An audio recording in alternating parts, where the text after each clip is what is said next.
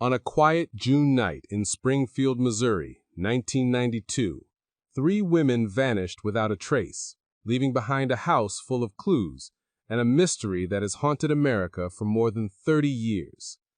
This is the story of Sherrill Levitt, her daughter, Suzie Streeter, and Stacy McCall. Three lives intertwined for one brief night in early summer, a night that should have been filled with celebration, plans for the future, and the simple relief of high school graduation. Instead, it became the beginning of one of the most confounding disappearances in American history. A case so strange, so silent, so incomplete that it continues to echo through the decades.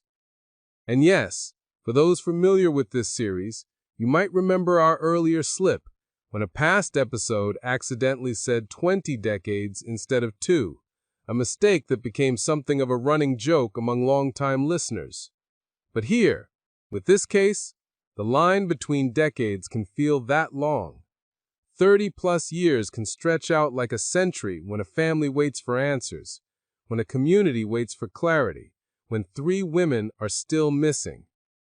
Tonight we go back to where it began. The early 1990s were a transitional moment in small-town America. Big-box stores were spreading, chain restaurants were rising, but many neighborhoods still felt untouched. Springfield, Missouri sat in that middle ground, large enough to have traffic, businesses, and a university, but small enough that the rhythms of everyday life stayed intimate. Streets were familiar. People recognized faces. Parents trusted their children to drive to a graduation party or 2 or 3. It was the kind of place where danger didn't feel impossible, only unlikely. And that's what made what happened next so chilling. Sherrill Levitt was a professional, a single mother, and someone known for her responsibility and predictability. Her home on East Delmar Street reflected that. Neat, welcoming, lived in all the right ways. Her daughter, Suzie Streeter, was 18, confident, funny, and recently reconnected with old friends from childhood. She had blonde hair, a bright personality, and a way of commanding attention without meaning to.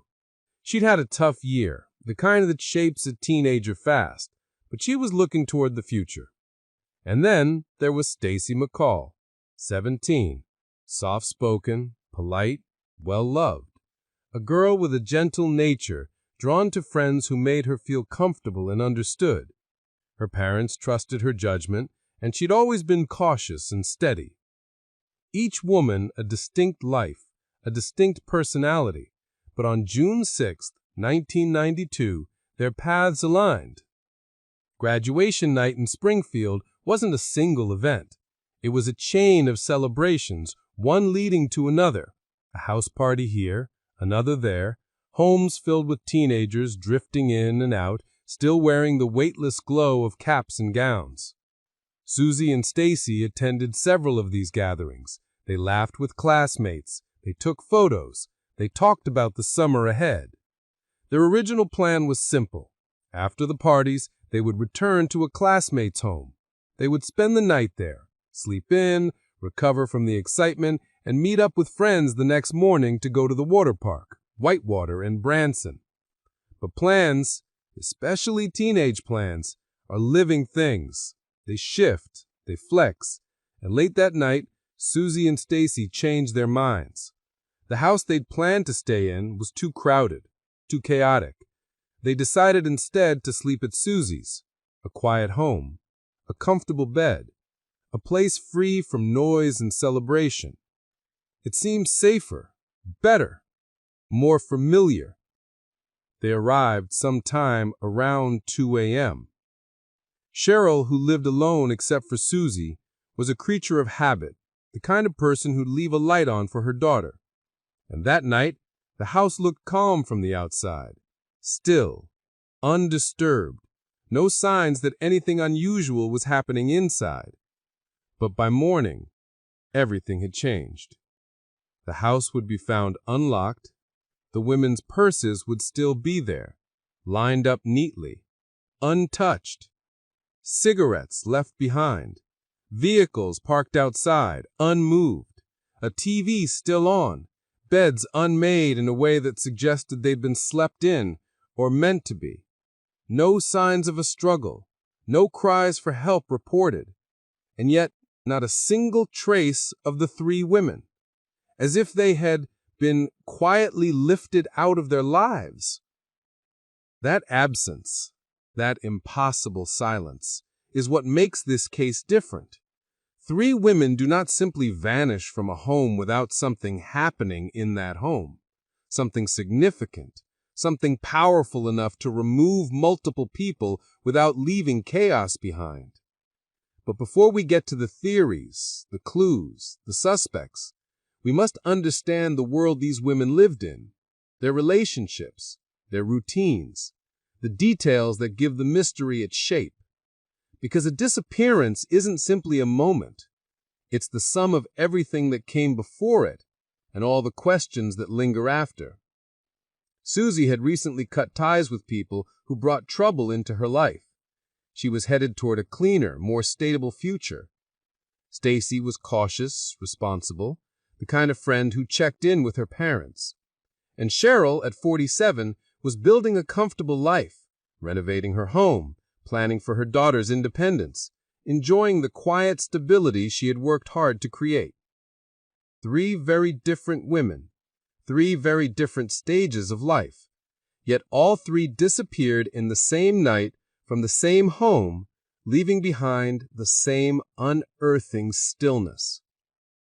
And so, as we begin this investigation, we step deeper into that silence, into the unanswered questions, the strange details, and the decades-long ache of a case that refuses to fade. Some mysteries stretch across time because they are simply too big, too heavy, too haunting to resolve easily. And some mysteries are unforgettable because they never let go. By the early morning hours of June 7th, 1992, Springfield was just beginning to stir. Sunlight filtered across quiet neighborhoods, touching the roofs and lawns of a city that still believed itself insulated from the kinds of stories found in big cities and late-night news reports. On East Delmar Street, the house where Sherrill Levitt lived stood as calmly as ever. Pale siding, a modest porch, the tidy landscaping of a woman who took pride in her home. Nothing at first glance suggested that anything was wrong. Nothing hinted that inside, a mystery had already begun. To understand how everything unraveled, we need to trace the events of that morning, the moment when friends and family realized that something about this day was different. It began with small concerns, the kind that seemed ordinary until they accumulate into something heavier. Stacy McCall's parents expected to hear from their daughter. She always checked in, always confirmed plans, especially when a trip was involved. The water park visit was supposed to be an exciting start to the summer, but as hours passed with no call, the first quiet ache of unease settled over the McCall home. At first, they assumed she'd overslept. After all, she'd been up late celebrating. They were reasonable. They were patient. But when attempts to reach Stacy went unanswered, patience gave way to worry.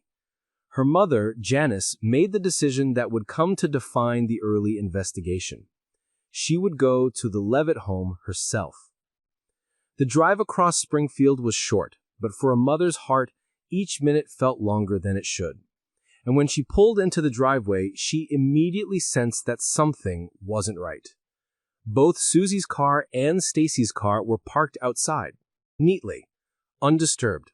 The kind of stillness that implies permanence, as though the girls had never intended to leave. But the silence, the lack of movement, even the absence of early morning noise, all of it felt wrong. The front door was unlocked. Inside the home, the air felt strangely hollow. A television in the living room played softly, static, morning broadcasts, the kind of background noise a person might forget to turn off.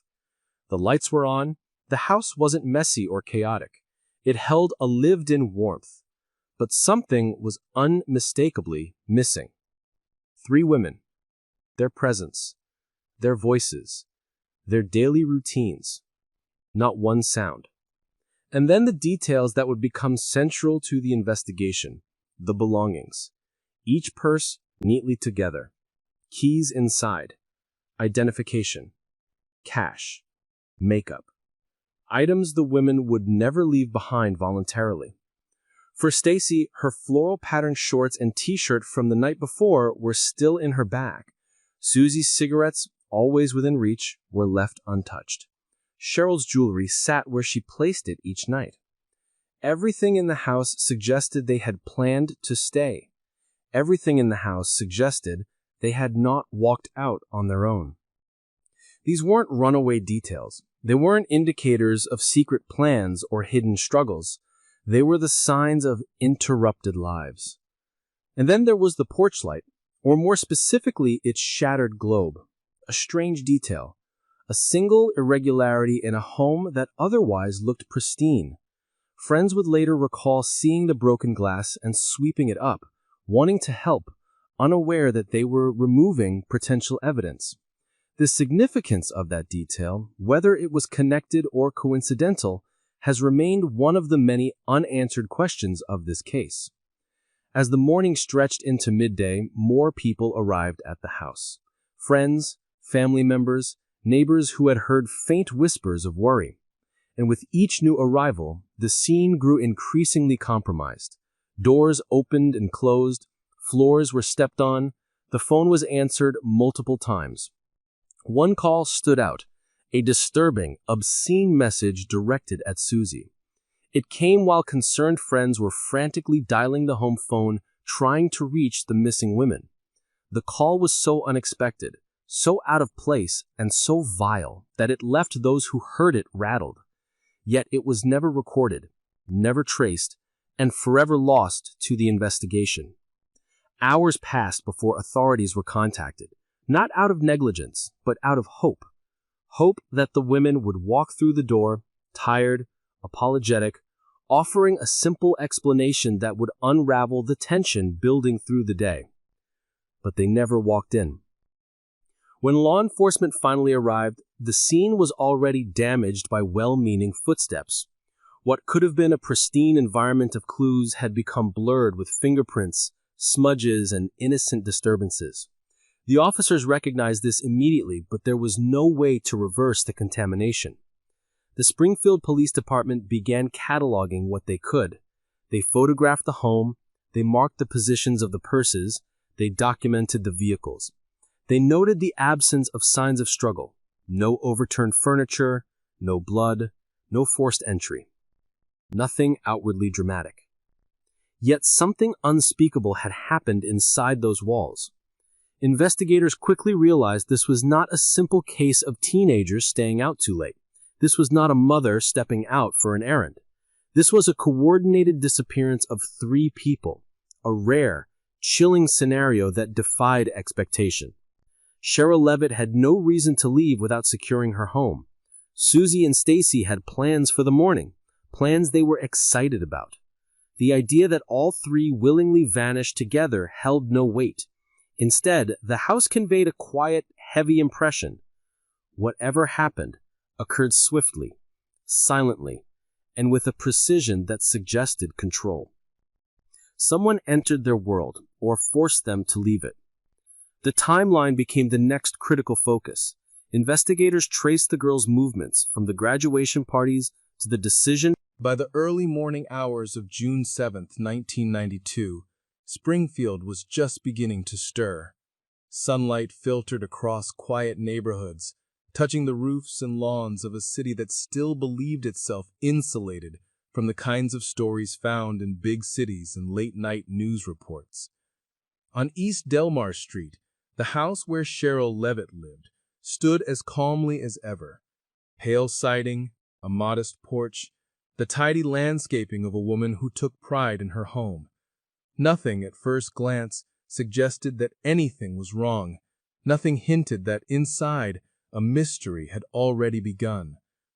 To understand how everything unraveled, we need to trace the events of that morning, the moment when friends and family realized that something about this day was different. It began with small concerns. the kind that seem ordinary until they accumulate into something heavier. Stacy McCall's parents expected to hear from their daughter. She always checked in, always confirmed plans, especially when a trip was involved. The water park visit was supposed to be an exciting start to the summer, but as hours passed with no call, the first quiet ache of unease settled over the McCall home. At first, they assumed she'd overslept. After all, she'd been up late celebrating. They were reasonable, they were patient, but when attempts to reach Stacy went unanswered, patience gave way to worry. Her mother, Janice, made the decision that would come to define the early investigation. She would go to the Levitt home herself. The drive across Springfield was short, but for a mother's heart, each minute felt longer than it should. And when she pulled into the driveway, she immediately sensed that something wasn't right. Both Susie's car and Stacy's car were parked outside, neatly, undisturbed, the kind of stillness that implies permanence, as though the girls had never intended to leave. But the silence, the lack of movement, even the absence of early morning noise, all of it felt wrong. The front door was unlocked. Inside the home, the air felt strangely hollow. A television in the living room played softly, static, morning broadcasts, the kind of background noise a person might forget to turn off. The lights were on. The house wasn't messy or chaotic. It held a lived-in warmth. But something was unmistakably missing. 3 women. Their presence, their voices, their daily routines. Not one sound. And then the details that would become central to the investigation. The belongings. Each purse neatly together. Keys inside. Identification. Cash. Makeup. Items the women would never leave behind voluntarily. For Stacy, her floral patterned shorts and t-shirt from the night before were still in her bag. Susie's cigarettes, always within reach, were left untouched. Sherrill's jewelry sat where she placed it each night. Everything in the house suggested they had planned to stay. Everything in the house suggested they had not walked out on their own. These weren't runaway details. They weren't indicators of secret plans or hidden struggles. They were the signs of interrupted lives. And then there was the porch light, or more specifically its shattered globe. A strange detail, a single irregularity in a home that otherwise looked pristine. Friends would later recall seeing the broken glass and sweeping it up, wanting to help, unaware that they were removing potential evidence. The significance of that detail, whether it was connected or coincidental, has remained one of the many unanswered questions of this case. As the morning stretched into midday, more people arrived at the house. Friends, family members, neighbors who had heard faint whispers of worry. And with each new arrival, the scene grew increasingly compromised. Doors opened and closed. Floors were stepped on. The phone was answered multiple times. One call stood out. A disturbing, obscene message directed at Suzie. It came while concerned friends were frantically dialing the home phone, trying to reach the missing women. The call was so unexpected, so out of place, and so vile that it left those who heard it rattled. Yet it was never recorded, never traced, and forever lost to the investigation. Hours passed before authorities were contacted, not out of negligence, but out of hope. Hope that the women would walk through the door, tired, apologetic, offering a simple explanation that would unravel the tension building through the day. But they never walked in. When law enforcement finally arrived, the scene was already damaged by well-meaning footsteps. What could have been a pristine environment of clues had become blurred with fingerprints, smudges, and innocent disturbances. The officers recognized this immediately, but there was no way to reverse the contamination. The Springfield Police Department began cataloging what they could. They photographed the home, they marked the positions of the purses, they documented the vehicles. They noted the absence of signs of struggle. No overturned furniture, no blood, no forced entry. Nothing outwardly dramatic. Yet something unspeakable had happened inside those walls. Investigators quickly realized this was not a simple case of teenagers staying out too late. This was not a mother stepping out for an errand. This was a coordinated disappearance of 3 people, a rare, chilling scenario that defied expectation. Sherrill Levitt had no reason to leave without securing her home. Suzie and Stacy had plans for the morning, plans they were excited about. The idea that all 3 willingly vanished together held no weight. Instead, the house conveyed a quiet, heavy impression that whatever happened occurred swiftly, silently, and with a precision that suggested control. Someone had entered their world or forced them to leave it. The timeline became the next critical focus. Investigators traced the girls' movements from the graduation parties to the decision to sleep at Suzie's house. They confirmed the approximate 2 a.m. arrival. They verified that nothing appeared amiss when the girls drove in. Neighbors reported no late-night disturbances, no crashes, no shouts, no shadows by the windows. The night seemed impossibly quiet. But somewhere between 2 a.m. and mid-morning, that quiet transformed into disappearance. This narrow window of time would become one of the most scrutinized periods in the entire investigation. A few hours, a few silent hours in a small Missouri home, a space of time so brief, yet so devastating. Detectives needed answers, fast. They canvassed the neighborhood. They interviewed friends. They requested statements from anyone who had seen or heard something unusual. Tips began coming in. Leads formed, some promising, others hollow. Each detail had to be weighed carefully, because this case didn't just involve 1 missing person, it involved 3, and that meant the stakes were even higher. Still, in the earliest days, there was hope. Cases can be solved quickly when evidence is fresh, when witnesses remember clearly, when the trail hasn't gone cold. But with each passing hour, that hope dimmed slightly. The disappearance of the Springfield 3 had begun, a mystery forming in the silence of a house that should have brought 3 women safety, not an ending. And as we move deeper into this story, the unanswered questions only grow, because what happened behind those walls remains one of the most unsettling puzzles in American true crime. By the time law enforcement began piecing together the earliest details of the case, the Levitt home had already become more than a residence. It had become a puzzle box. Every room, every object, every trace of normal life inside it needed to be examined not just as part of someone's daily routine, but as potential evidence of an event that had left no obvious footprints. The house itself was modest, comfortable, and distinctly lived in. Nothing extravagant, nothing that hinted at risk or conflict. A place shaped by routine, the rhythms of Sherrill's work as a hairstylist, the late-night comings and goings of an 18-year-old, and the shared life of a mother and daughter on the verge of new beginnings. But now, detectives were forced to see these familiar rooms through another lens, as the last known environment of 3 missing women. They began with the living room. The television was still on, left playing through the night. A mundane detail under ordinary circumstances, but here it felt symbolic, as though the home had continued its patterns even after its occupants were gone. The glow cast across an empty couch, a remote place nearby, no sign that anyone had been startled or interrupted. Next came the bedrooms. Suzie's bedroom held the loose evidence of graduation night.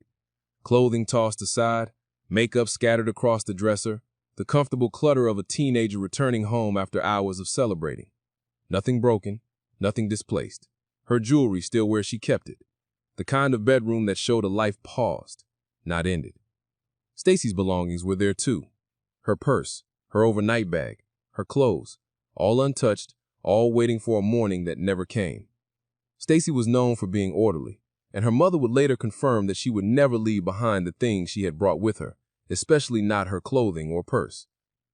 Then there was Sherrill's bedroom. Neat, organized, Her glasses left on the nightstand, a chilling detail, because Sherrill needed them to see. To leave without them would have been completely out of character. Her bed looked as though it had been slept in, or just about to be. A book lay nearby, as if set down with the intention of returning to it. Across the house, nothing suggested a violent struggle. No overturned furniture, no broken objects, no signs of forced entry. And yet 3 lives had been removed. It was impossible. And yet it had happened. Investigators moved to the bathroom. Here they found something unusual. Suzie's hairdryer was out, apparently used recently. There were signs that someone had taken off their makeup. These little details painted a picture. The girls may have been settling in for the night, preparing for bed, slipping into the calm that comes after a long, exciting day. The kitchen offered another set of answers, or perhaps more questions. Fresh fruit on the counter, dishes in the sink from the previous day. Nothing unusual, nothing to indicate panic or fear. Even the pets in the home showed no signs of distress. If something had occurred, it had been swift, quiet, and controlled. The garage was next, and although it provided no groundbreaking discoveries, it did reinforce what investigators were beginning to fear, that the women had not left in their own vehicles.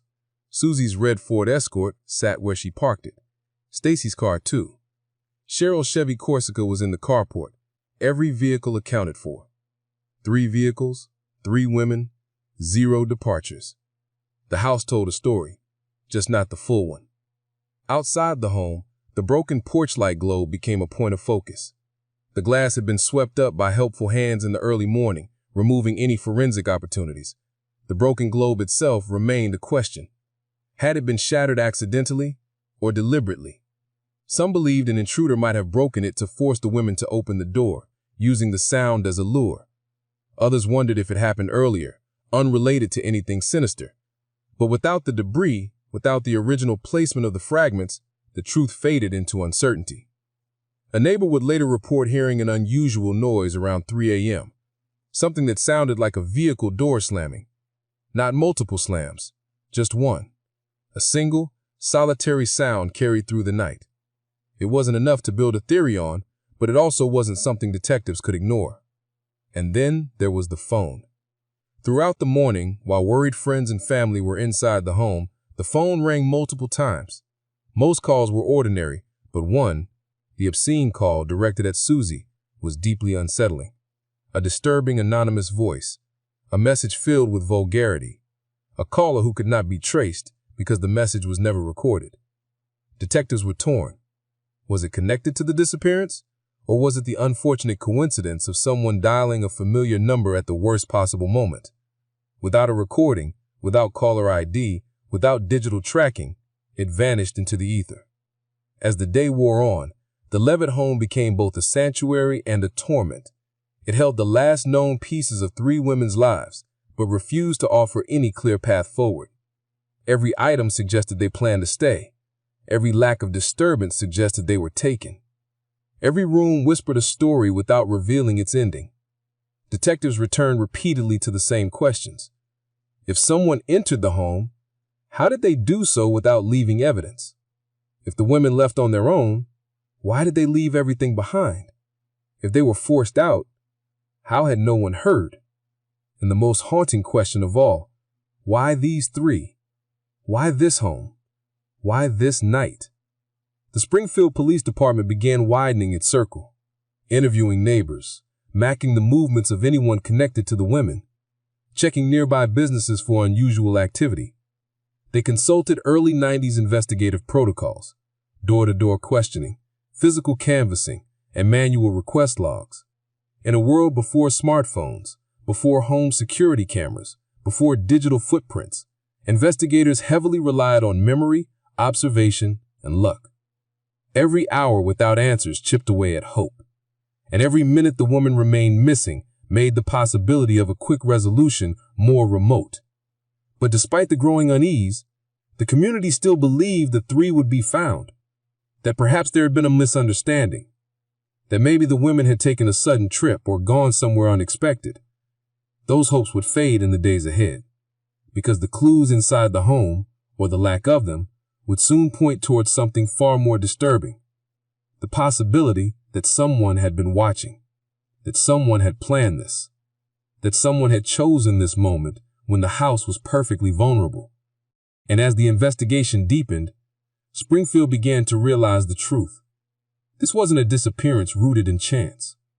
This was something else, something far more calculated, a crime unfolding in absolute silence, inside a house that now felt less like a home and more like the last witness to a mystery no one saw.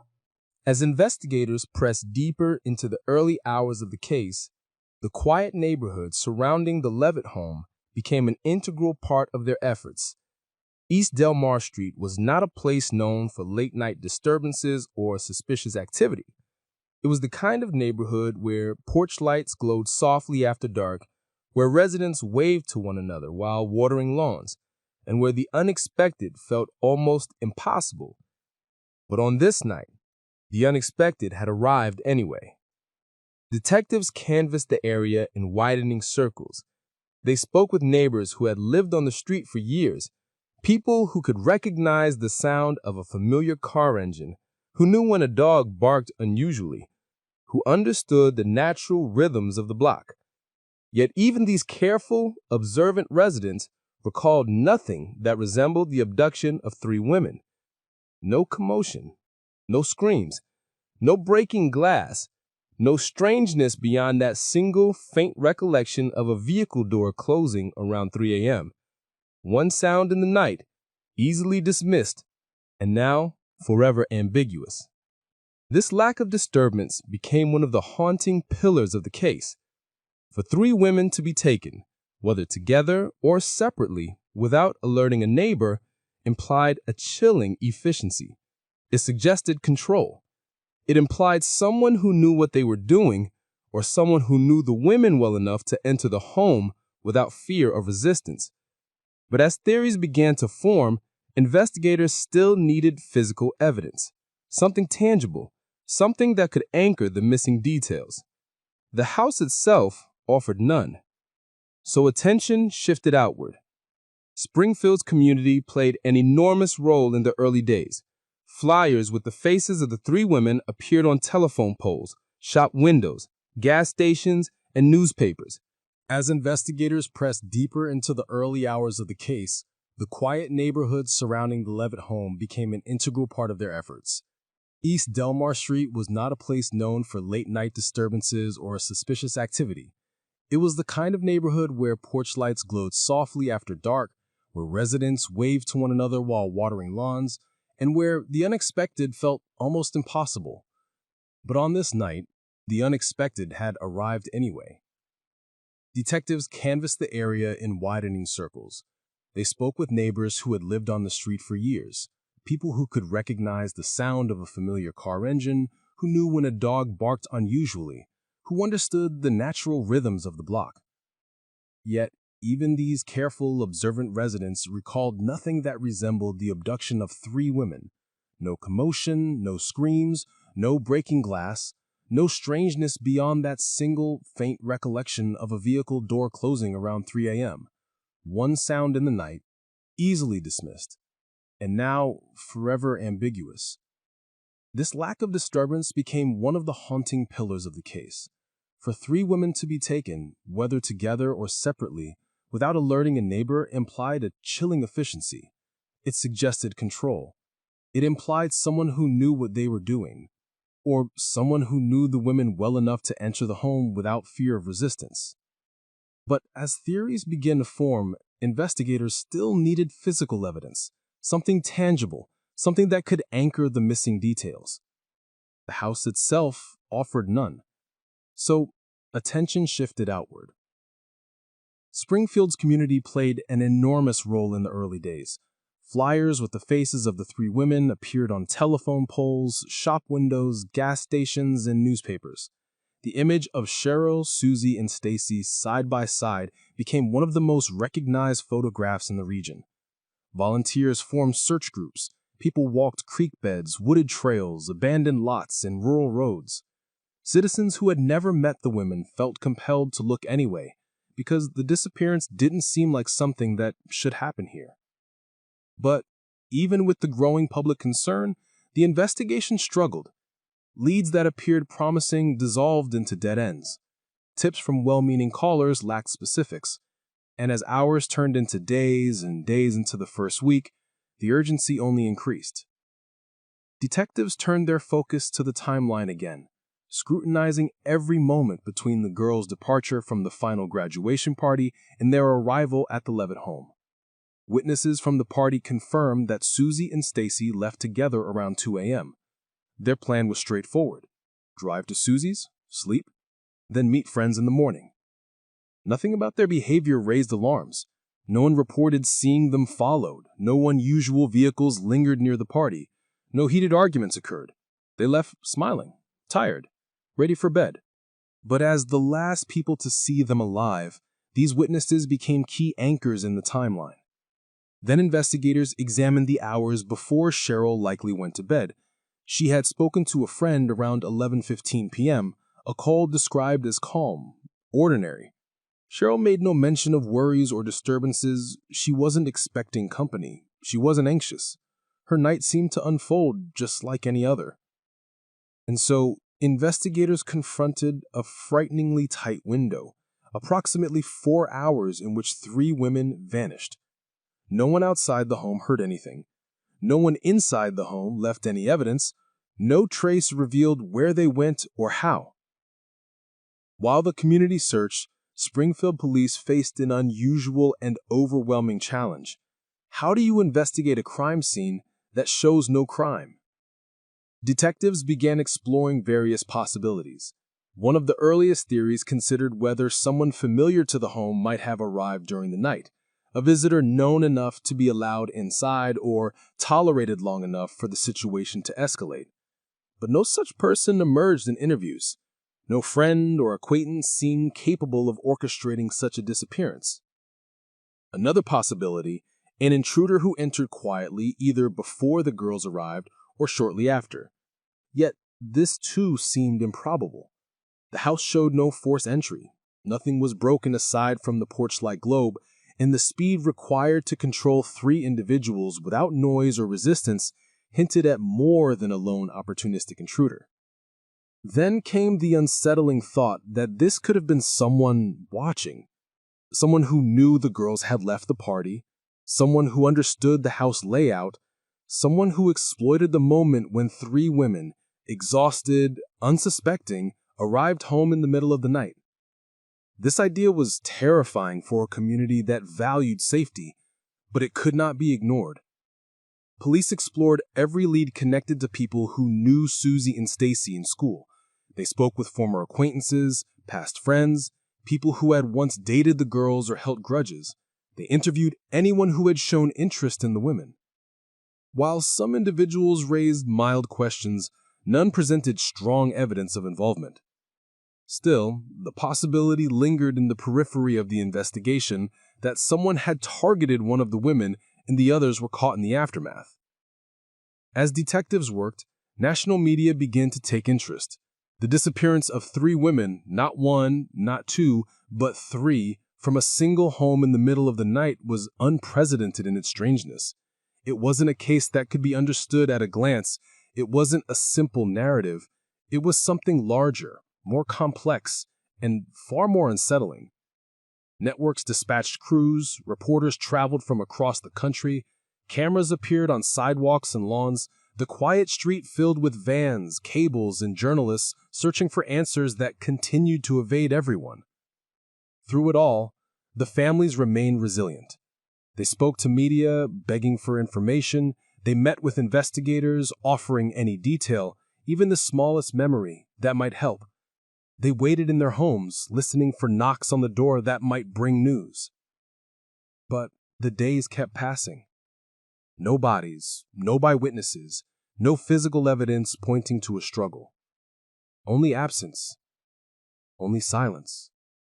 And gradually, a new realization began to emerge, a possibility that investigators had hoped never to consider so soon. Whoever took the Springfield 3 may have already left the city. That chilling possibility reframed everything. The search radius expanded, leads from out-of-town callers were treated with equal weight, theories widened, But even as the scope grew, the center of the mystery remained that quiet house on East Delmar Street, the place where the timeline ended and the trail went dark.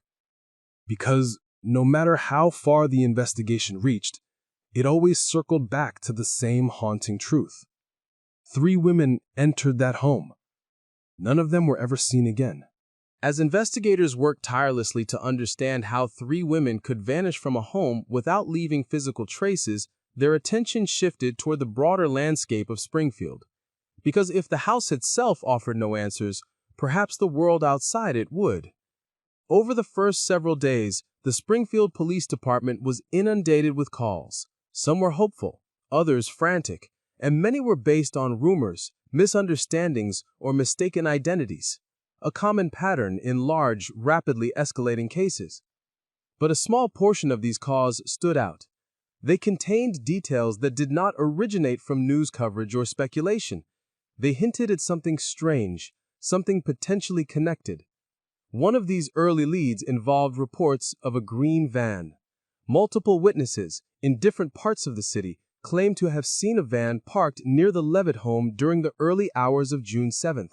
Some described the driver as a man with dark hair. Others simply recalled the vehicle, unusual for the quiet neighborhood. The descriptions varied slightly, as eyewitness accounts often do, but the thread of consistency was enough to draw law enforcement attention. The green van quickly became one of the most debated elements in the Springfield 3 investigation. For some, it offered a tangible direction. For others, it was a frustrating detour. Police pursued every credible report, but each lead dissolved as soon as it emerged. Vans were examined, drivers interviewed, but no connection was ever established. Still, the image of that van, silent, parked in the dark, engine idling perhaps, became part of the enduring mythology of the case. Something ordinary, seen in an extraordinary context. Investigators also began looking into individuals with criminal histories who lived in or passed through the region. Springfield, like any city of its size, had its share of offenders, drifters, and troublemakers. But detectives were cautious. They refused to assign guilt based solely on speculation. Every potential suspect had to be vetted with care, respect, and evidence. One name did surface repeatedly. An individual convicted in a separate kidnapping case whose past raised questions about whether he could have been involved. Because of his criminal record, the nature of his prior offenses, and his connection to the region, investigators explored the possibility thoroughly. Interviews were conducted, records examined, behavioral experts consulted. But in the end, no definitive link could be drawn. Speculation about this individual persists in true crime discussions, but without concrete evidence, he remained the person of interest, never a confirmed suspect. Similarly, tips began arriving from people who believed they had seen the women in various locations around Missouri and neighboring states: malls, rest stops, parking lots, convenience stores, sightings that for brief moments fueled renewed hope. But each claim collapsed under scrutiny. Surveillance footage contradicted timelines, witnesses recanted or misidentified, and the painful truth settled back into place. None of the verified sightings involved Sherrill, Suzie, or Stacy. As the first week turned into the second, and the second into the first month, investigators returned to the familiar pressing need to reshape the timeline once more. They began constructing scenarios, not as conclusions, but as potential frameworks. One scenario considered the possibility of a single perpetrator, someone confident, someone who knew how to control a chaotic situation quickly. But controlling 3 adults, including an older woman likely to resist, seemed almost impossible for one person alone. Another scenario involved multiple perpetrators. 2 or more individuals working together, allowing one to manage the women while another monitored the surroundings.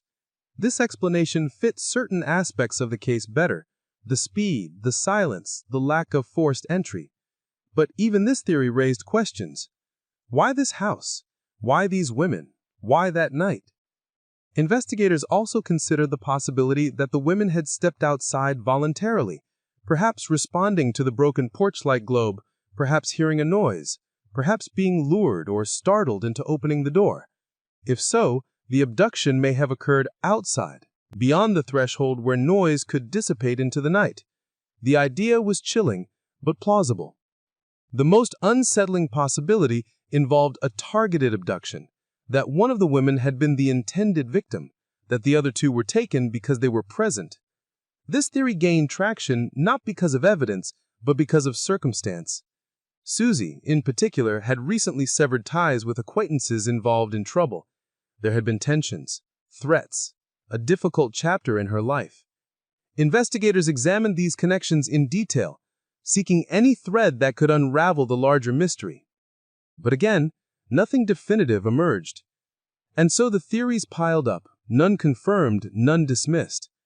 The investigation existed in a suspended state, floating between possibilities and uncertainties, unable to lock on to a single narrative. As police pursued these leads, the emotional weight on the families grew heavier. They faced each day with a mixture of hope and dread. Phone calls brought momentary relief when the caller ID showed the police department, only to deliver the same painful message: no new information. The McCalls, the Levitts, and everyone connected to the women found themselves thrust into a world of press conferences, interviews, public appeals, and national media scrutiny. Cameras captured their faces as they pleaded for information that never came, for answers that remained hidden, for a truth that refused to reveal itself. Still, the families continued searching. They distributed flyers by the thousands. They organized search parties. They spoke with private investigators. They kept the case alive even when the trail seemed cold. Their resilience became a backbone of the investigation, a constant reminder that this wasn't just a mystery. It was a tragedy unfolding in real time. Meanwhile, Springfield as a community was changing. A city that once considered itself safe now found itself locking doors earlier in the evening. Parents clutched their children's hands tighter. Teenagers who once roamed freely began traveling in groups. Home security systems saw a spike in demand. Rumors spread, creating a cloud of fear that hovered for months. This wasn't just any disappearance. It was a fracture in the city's collective sense of safety. And as investigators worked through every scenario, stranger abduction, targeted kidnapping, break-in gone wrong, the mystery only deepened. Because without evidence, every theory was both possible and unprovable. By the end of the first month, the Springfield Police Department had already dedicated more manpower to this case than nearly any other in the city's history. But the investigation didn't feel closer to resolution. It felt like standing at the entrance of a dark forest, with countless paths, but no visible trail. Something had happened in that home. Something so controlled, so quiet, and so complete that it erased the presence of three people without leaving a single trace. And as investigators continued piecing together the fragments of that night, they were slowly forced to confront a chilling reality. This was not a case that would resolve quickly. This was the beginning of a mystery that would stretch for decades. A mystery that, like so many before and after, would become one of the most haunting stories in American true crime. As the investigation into the disappearance of the Springfield Three advanced beyond the initial days, a growing sense of urgency spread through the police department. Detectives were now working not only against time, but against a widening circle of uncertainty. Every new possibility that emerged seemed to create three more. Every lead carried weight, until it collapsed. And with each collapse, the gravity of the case deepened. One of the most pressing concerns was the sheer scale of the search. When three people vanish, investigators are forced to consider an enormous range of possibilities. They searched fields, wooded areas, lakes, abandoned buildings, and remote country roads. Cadaver dogs were deployed. Helicopters swept the landscape. Volunteers combed through brush, drainage ditches, old farm roads, and quarries. The search effort became one of the largest in Missouri's history at that time. The difficulty was not just the size of the area, it was the lack of direction. Usually, missing persons cases provide clues that point investigators toward a specific region, a route someone took, a car that disappeared, a personal item dropped along the way. Here, none of those existed. No car was missing. No one had been seen leaving the home. No sign indicated where the women might have gone. It was as though the trail began and ended at the same point, the Levitt home. Despite the relentless effort, the searches turned up nothing. Not a scrap of clothing, not a shoe, not a single item belonging to the women. The silence, once strange, now felt suffocating.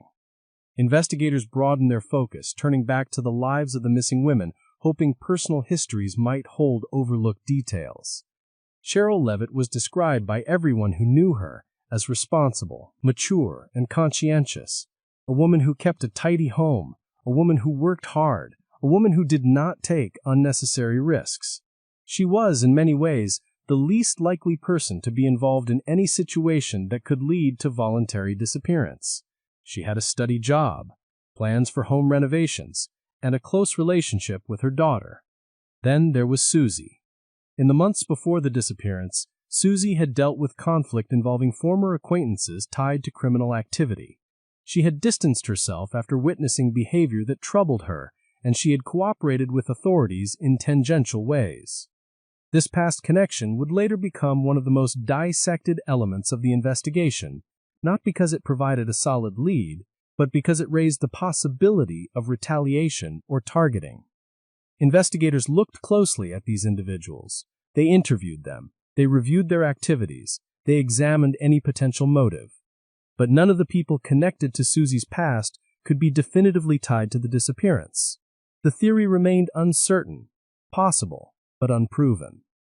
And then, of course, there was Stacy, a 17-year-old with no known enemies, no troubling relationships, no risky behavior. She was gentle, careful, and deeply loved. She left behind a room filled with the normal trappings of teenage life: photographs, notes from friends, a calendar marked with summer plans. Her life trajectory offered no hint of danger, no reason to vanish.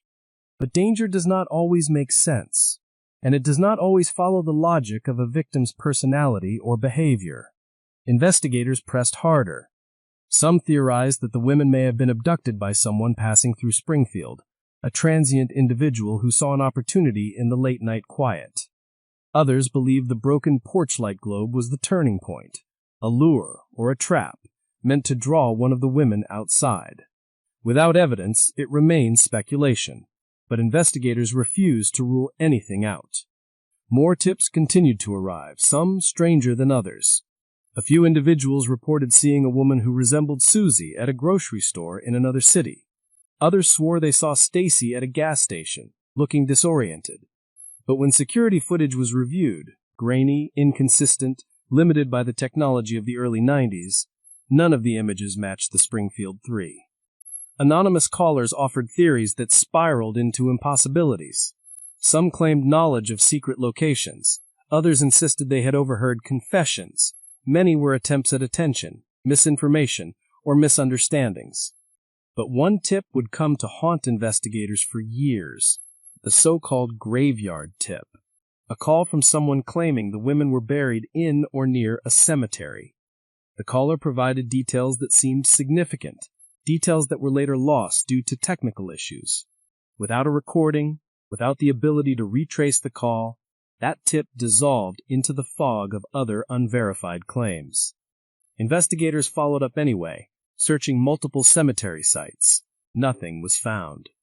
Then came another unsettling claim, one from Branson, Missouri. A woman reported seeing 3 women who resembled Sherrill, Suzie, and Stacy in a parking garage. She described fear in their expressions and a suspicious man escorting them. It was one of the earliest and most detailed sightings, but once again, surveillance was inconclusive, witness memory uncertain. No physical evidence supported the account, and so the case remained suspended between possibilities. Through it all, the families endured unimaginable stress. They organized their own search efforts. They maintained contact with church groups, community leaders, private investigators, and volunteers who continued circulating flyers long after the initial shock had passed. Janice McCall, Stacy's mother, became one of the most recognizable voices in the public search for answers. Calm, determined, heartbroken, but unwavering. She gave interviews, wrote letters, met with officials, and urged others to hold on to hope. Investigators respected the family's persistence. They knew that the emotional burden was immense, a kind of grief that could not be resolved because there was no finality, no closure, only the constant battle between hope and dread. Meanwhile, the investigation faced challenges that modern cases often avoid.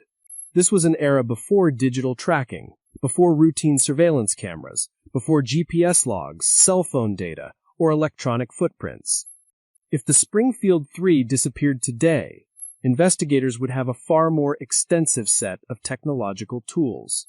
But in 1992, paper records, eyewitness accounts, and physical evidence were the only available resources. And in a case where physical evidence was nearly non-existent, that limitation felt devastating. Despite these obstacles, investigators refused to give up.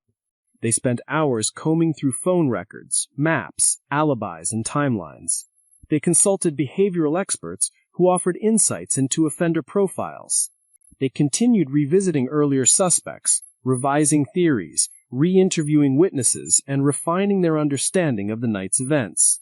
But the central question remained unchanged. How could 3 women be taken from a home in the span of hours without leaving a trace? As the summer wore on and media coverage expanded, the case began transforming from a local tragedy into a national mystery. True crime enthusiasts, journalists, and everyday citizens across the country became captivated by the unanswered questions. Newspapers ran headlines weekly. Talk shows discussed the case with growing urgency. The faces of the Springfield Three reached far beyond Missouri. Still, even with national attention, the investigation remained trapped in silence. Every theory remained a shadow. Every clue dissolved under scrutiny. Every hopeful lead ended in disappointment. And under it all, the community of Springfield was changing. The disappearance had cleaved through the sense of safety that residents once felt. Locks were reinforced. Strangers were viewed with suspicion. Families stayed indoors after dark. A city that once prided itself on trust was learning to fear the unexplained. As summer turned toward fall, and fall toward winter, the Springfield Three remained missing. The timeline had grown from hours into weeks, and from weeks into months. But the mystery, the unsettling, unpenetrable mystery, remained exactly where it began. Inside that quiet house on East Delmar Street. A house that kept its secrets. A house that held its silence. A house where 3 women were last seen and never seen again. As the first year of the investigation progressed, the disappearance of the Springfield Three moved from a developing mystery into a case defined by its painful stillness. The absence of new information didn't slow the efforts of investigators, but it did begin shaping the emotional atmosphere surrounding the case.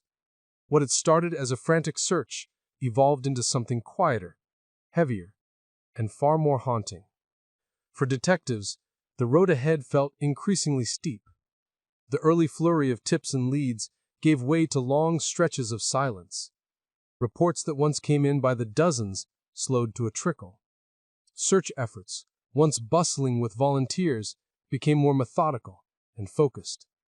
And while the families continued their tireless advocacy, the reality of time passing cast a long shadow. One of the greatest challenges facing investigators was the nature of the crime itself.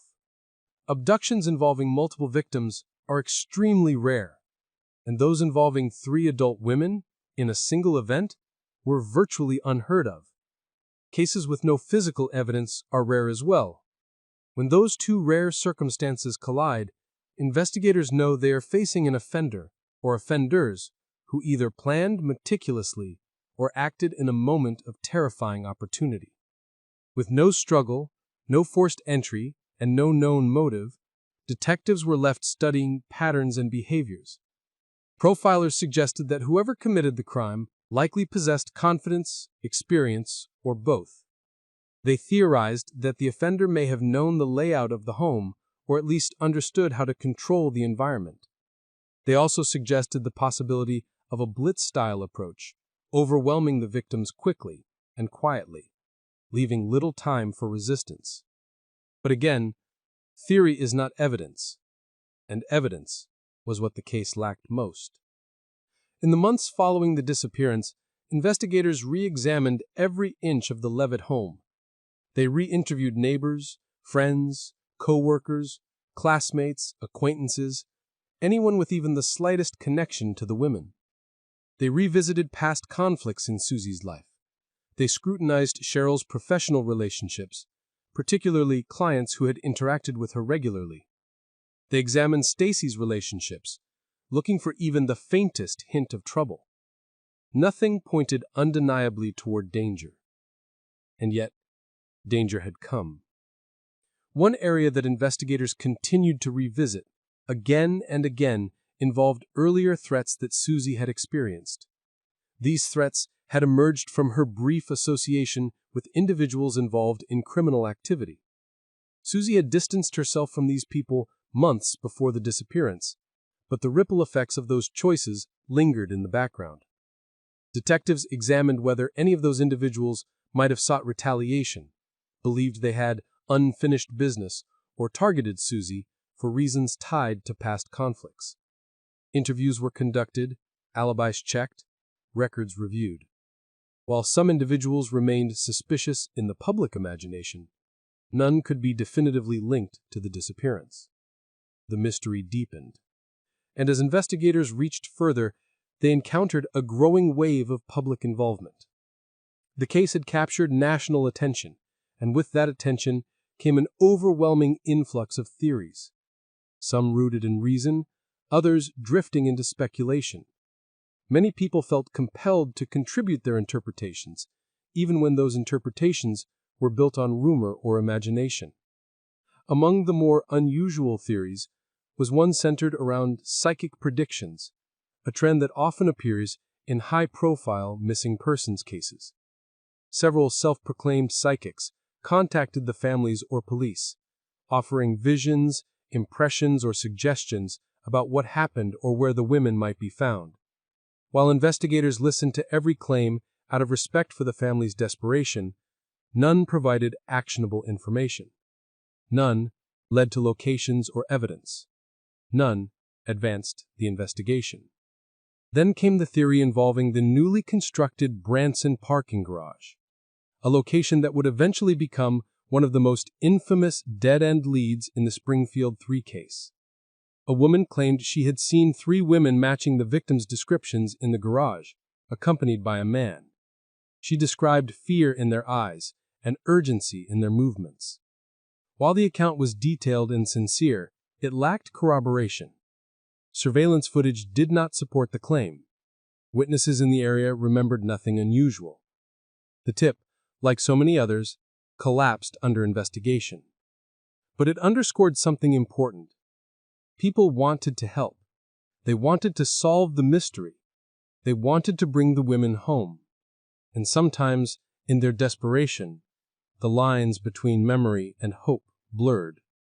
Through this wave of public attention, the families remained constant, pillars of quiet determination amid the noise. Janice McCall, in particular, became the voice of the case. Her steady presence in interviews reflected a strength forged in heartbreak. She refused to let the public forget the girls. She refused to let their faces fade from newspapers. She refused to let the silence swallow the truth. She also refused to stop searching. The McCall family created binders, meticulously organized with every piece of information they had collected. Maps, timelines, tip summaries, names of individuals who had contacted them. They created a home-based command center long after official search headquarters had closed. Their dedication became a symbol of the case's emotional core, the unyielding belief that answers still existed somewhere. Meanwhile, the Levitt family grappled with the duality of grief and hope. Sherrill's sudden disappearance, combined with the loss of her daughter, created a void that could not be filled. Friends and relatives described Sherrill as grounded, practical, and deeply devoted to her family. The thought of her leaving voluntarily was not just improbable, It was impossible. Every day that passed without answers intensified the ache. The investigation also revealed how profoundly a disappearance like this affects the community around it. Springfield's residents were now more vigilant, more wary, more aware of the fragility of everyday safety. Strangers became subjects of suspicion. Normal nighttime sounds, a car door closing, a dog barking, footsteps on a porch, gained new, foreboding weight. People talked about the case in grocery stores, at church, in workplaces. The disappearance became a shared wound. For many, it marked the end of an era, the loss of innocence for a community that once believed such things couldn't happen here. News stations revisited the story frequently. Anniversaries brought renewed coverage. National outlets released segments exploring the case. But with each passing year, the mystery remained frozen in time, unchanged and unyielding. Investigators, too, felt the weight of the passage of time. They reviewed the case files repeatedly, searching for something, anything they might have missed. They consulted new investigative techniques as they emerged.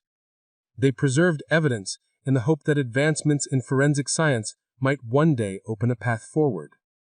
But the house on East Delmar Street remained silent, its walls unchanged, its secrets intact. A snapshot of the last night the women were seen alive. That house became more than a crime scene. It became a symbol of the case itself. Quiet, ordinary to the eye, but holding a void so deep that it defied explanation. And even as months slipped into years, one truth remained. Whatever happened to the Springfield Three was not the work of chance, or accident, or misunderstanding. It was deliberate, it was coordinated, and it was carried out with a precision that left behind almost nothing.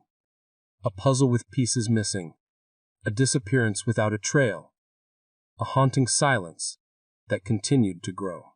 As the years after the disappearance unfolded, investigators faced the painful reality that missing persons cases often undergo, the transition from active search to long-term mystery.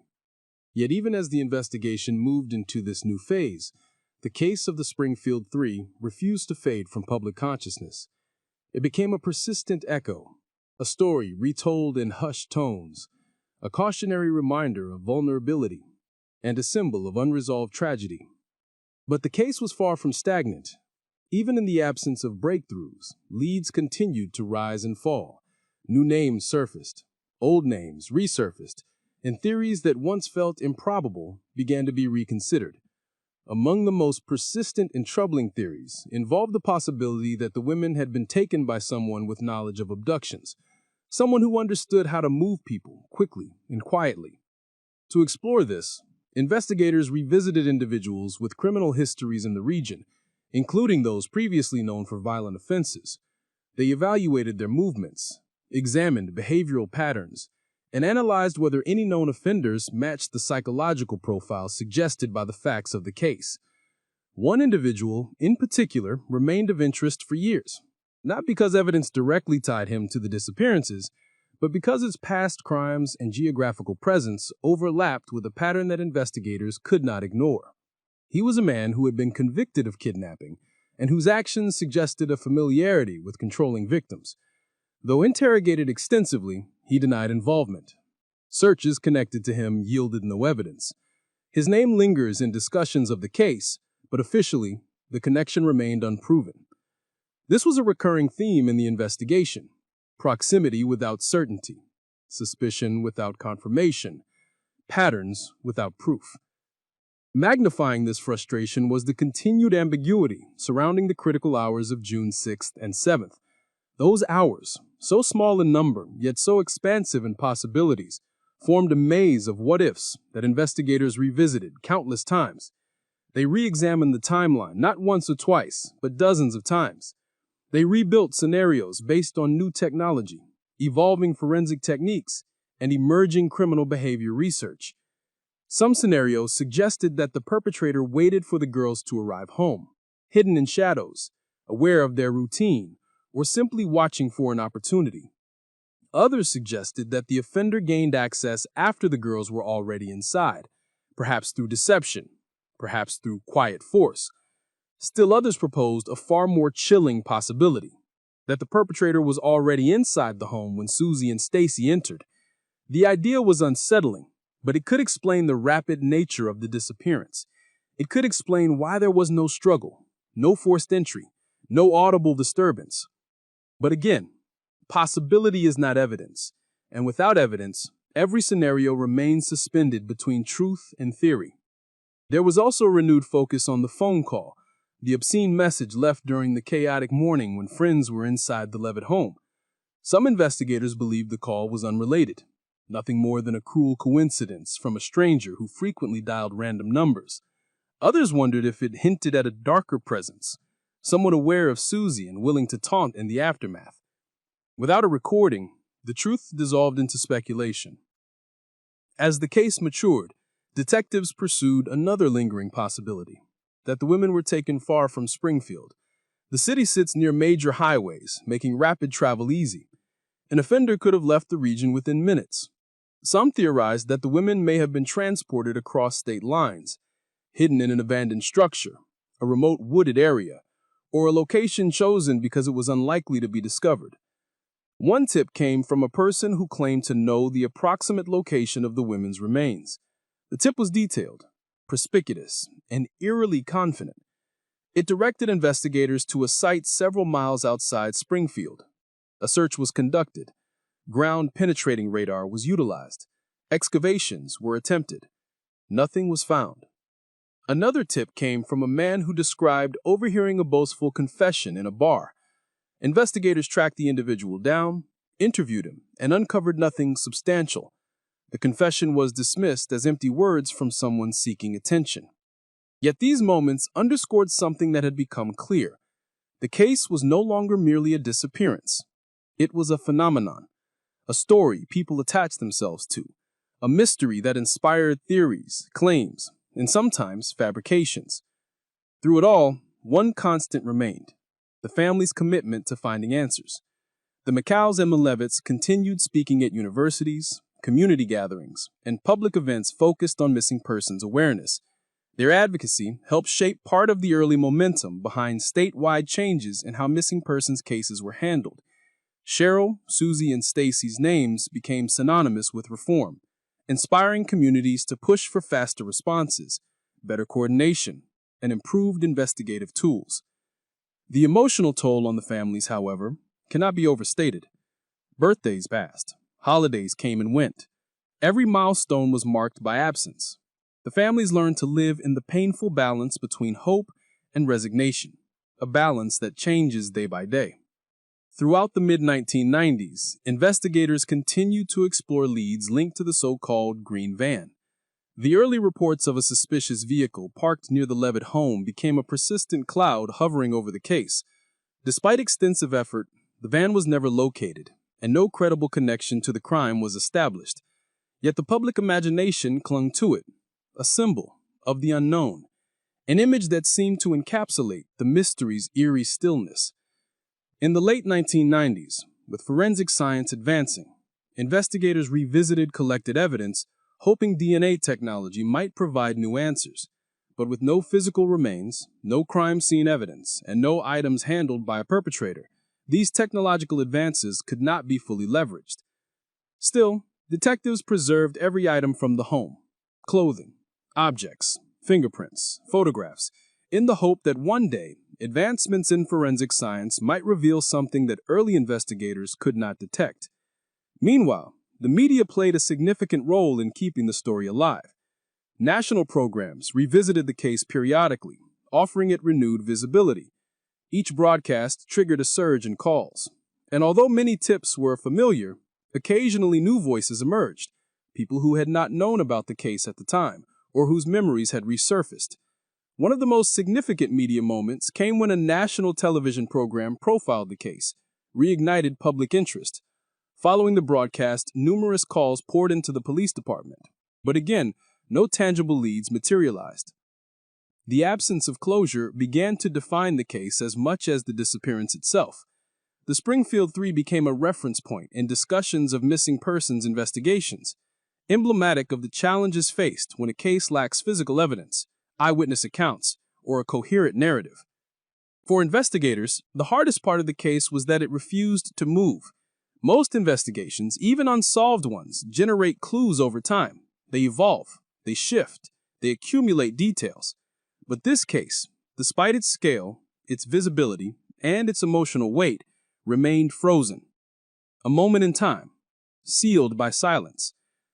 The Levitt home, long since occupied by new residents, still carries the legacy of that silence. For many, it represents the last known footprint of three women whose lives were interrupted without warning. It is a symbol, a reminder that the deepest mysteries often hide behind the most ordinary doors. By the turn of the century, the Springfield Three case had been open for nearly a decade. Investigators continued to revisit leads, families continued to advocate, and the community continued to hope. But the mystery remained just as impenetrable. Three women gone. No trace, no explanation, a riddle that gripped the nation and refused to release its hold. By the early 2000s, the disappearance of the Springfield Three had taken on a haunting dual existence. To those who lived in Springfield, it remained a personal loss, a wound that never fully healed. To those discovering the case through documentaries, late-night broadcasts, or early internet forums, it became an enduring mystery, captivating in its silence and baffling in its lack of evidence. Time had shifted the case from an active crisis into a historical puzzle. Yet for investigators, it was never filed away as cold. It remained open. It remained personal. It remained a story that weighed heavily on the desks and the minds of those who had worked it from the beginning. And as the years passed, new methods of investigation emerged, giving detectives fresh avenues to explore. One of the most significant developments came through the rise of digital communication. As early internet forums grew, discussions of the Springfield Three case began circulating online. Amateur sleuths, journalists, and true crime enthusiasts contributed theories, shared archival material, and revisited old leads. While much of this online dialogue drifted into speculation, some of it revived forgotten details, observations that investigators themselves chose to revisit. Meanwhile, detectives began reviewing the case with modern forensic methods in mind. They re-examined stored evidence using updated technology. They consulted with cold case specialists. They reviewed timelines with renewed scrutiny. And while none of these efforts produced the breakthrough the families longed for, they did cement one truth: the case still mattered deeply. During this time, one tip resurfaced with renewed intensity, the concrete tip, as some called it.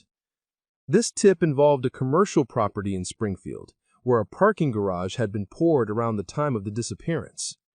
Decades later, a man came forward claiming he believed the women's remains were buried beneath one of the concrete sections. His story was detailed, describing conversations he claimed to have overheard, behavior he found suspicious, and the belief that a particular area of concrete had been poured hastily during the same time frame as the disappearance. The tip gained traction not because of its drama, but because the timeline aligned closely with the days following June 7, 1992. Investigators were cautious. They reviewed building permits, construction logs, and records of workers involved in the project. They interviewed employees. They mapped the exact dates different sections of the garage were poured. Ground-penetrating radar was eventually used on the site, the kind of technology unavailable in 1992. The scans revealed anomalies beneath the concrete, 2 areas of disturbed earth, roughly human-sized. For a moment, hope surged. Could this be the break the case needed?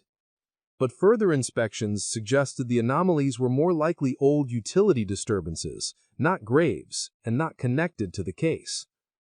Excavation was considered, but the cost, structural implications, and lack of certainty prevented it from moving forward.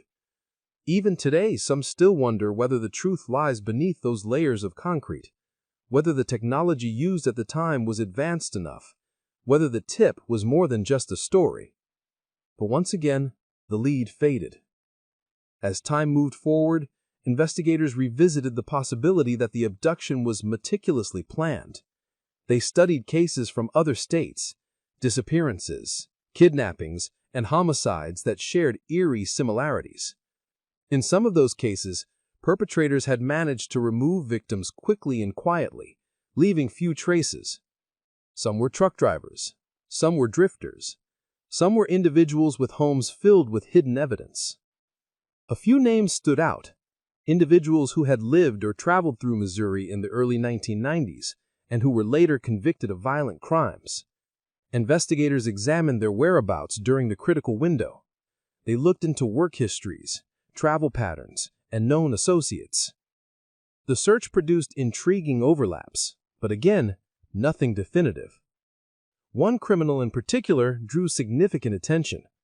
A man who had a history of abductions, who had operated in multiple states, and who fit the behavioral profile described by experts. His proximity to Missouri in 1992 raised red flags. His past actions showed patterns of control and silence, similar to what might have occurred in the Levitt home. But without physical evidence linking him to Springfield, he remained another possibility in a sea of possibilities. Another theory suggested that the women may have crossed paths with someone impersonating law enforcement, a tactic used in rare but documented abduction cases. The idea was chilling, but not impossible. A knock at the door, a claim of danger or investigation, a request to step outside. And from there, the situation could shift quickly. But again, no reports of fake police activity surfaced. No vehicle descriptions supported this scenario. It was a theory based on psychology, not evidence. As investigators continued to dig into the past, new challenges emerged, primarily the limitations of memory. Witnesses from 1992 were now older. Their recollections had softened, blurred, or changed. The mind has a way of reshaping fragments of the past, making certainty elusive. And yet, despite these obstacles, the case refused to settle into obscurity. The families remained committed. They organized memorials. They held vigils. They kept the women's faces in the public eye. They reminded Springfield that the search was not over, that the women were still missing, and that someone out there knew the truth. Each anniversary brought news crews back to Springfield. Reporters interviewed detectives who had long since retired, but still followed the case closely. They spoke with friends who recounted memories of the night before the disappearance. They spoke with family members who carried the weight of uncertainty every day. One of the most poignant shifts occurred around the 20-year mark. By that time, a new generation had grown up hearing about the Springfield Three. Younger residents knew the story not as breaking news, but as local folklore, a haunting tale passed down, whispered about, and taught as part of the city's identity. This generational ripple created something rare in true crime: endurance. Most unsolved cases fade from the public consciousness with time, but this one held firm. Because something about the disappearance, the normalcy of the night, the safety of the neighborhood, the lack of evidence, continues to mesmerize and terrify. It taps into a universal fear, the fear of vanishing without explanation, of being erased from one's own life. By the mid-2000s, the Springfield Police Department had digitized much of its case material. Files, timelines, statements, photographs, all preserved, cataloged, and re-examined. It had become a cornerstone of the department's cold case operations. When new detectives joined the force, many of them read through the Springfield 3 file as part of their training. It became a lesson in humility, a reminder that even the most dedicated investigations sometimes collide with mysteries that refuse to yield. The passage of time also brought emotional milestones. Loved ones grew older. Some who had searched tirelessly passed away without answers.